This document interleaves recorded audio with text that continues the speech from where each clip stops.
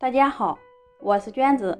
今天咱们用苋菜来做好吃的菜卷，薄皮大馅，一起来看看吧。先在盆里倒入300克的面粉，少加一点盐，倒入160毫升的凉水，边倒边去搅拌，搅拌成面絮状，再下手揉成面团。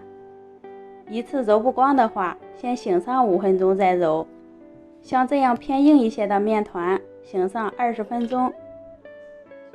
我准备了一把京菜，还有苋菜，都是夏天的时令蔬菜。水开以后加一点盐，淋上几滴食用油，放入洗净的苋菜焯一下水。加油能使苋菜的颜色更翠绿，约烫上30秒，给它捞出来，倒进盆里过一下凉水。放凉的苋菜把多余的水分挤出来，抖散以后再给它切碎。京菜也给它切碎。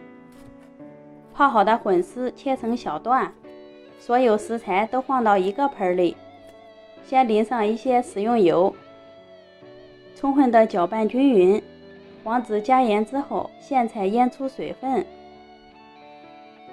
加入盐、五香粉、蚝油，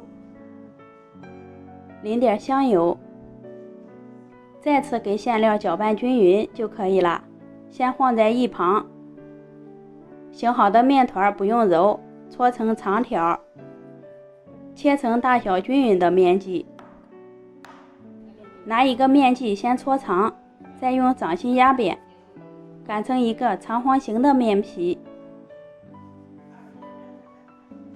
放上调好的馅料，两边空出1厘米，不用放馅儿。再把两边的面皮往中间对折，再对折一下，按压紧实点，把两头捏严实，轻轻地拉长，从一头卷起来，收口处压在下面，生胚就做好啦。凉水上锅，摆到蒸笼里，盖上锅盖，开大火烧开，蒸上15分钟。时间到以后关火，就可以打开锅盖了。饼皮薄的可以看见里面的馅料，装盘就可以开动了。切开给大家看一下效果，皮薄菜多，一层一层的裹着馅料，吃起来清淡美味不油腻，比包子还解馋。不用花面也不烫面，现在正是吃苋菜的季节，无论是做早餐还是晚餐都挺不错的。